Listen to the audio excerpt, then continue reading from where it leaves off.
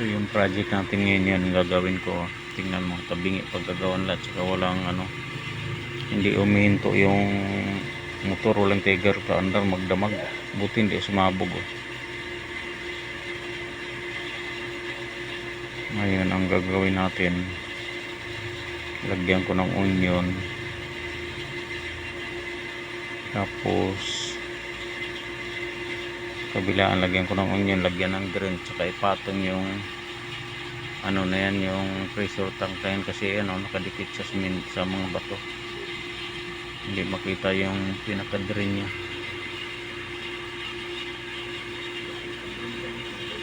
Ayan, kailangan gagawin natin yung para magkaroon ng drain.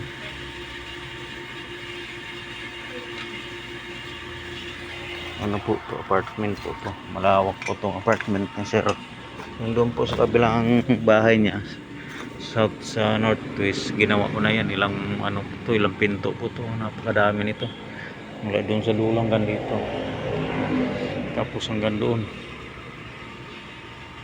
Siguro ilang kwarto yan, isa, dalawa, tatlo, apat, lima, anim, ito, nasa 13 yung pinto pupunta roon, ay up and down, 26, kabila 26, ang dami.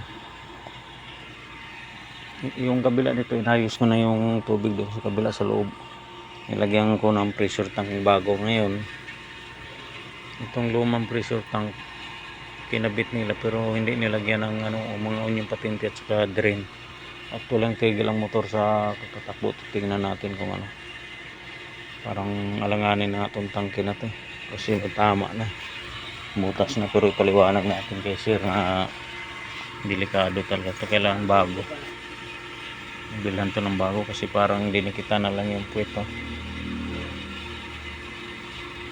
Ayan ako, ayan, kita niyan dyan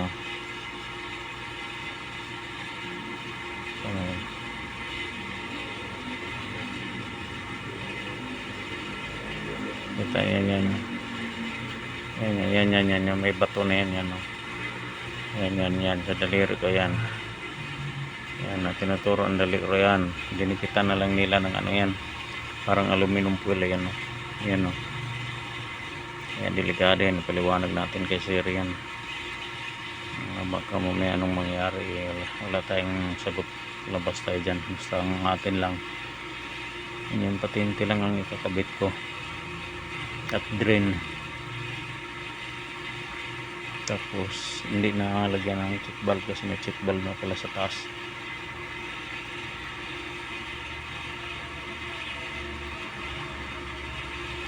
So yan, natitingnan natin to ngayon, paano natin may drain to. So yun lang mga idol, bye bye, salamat sa panonood.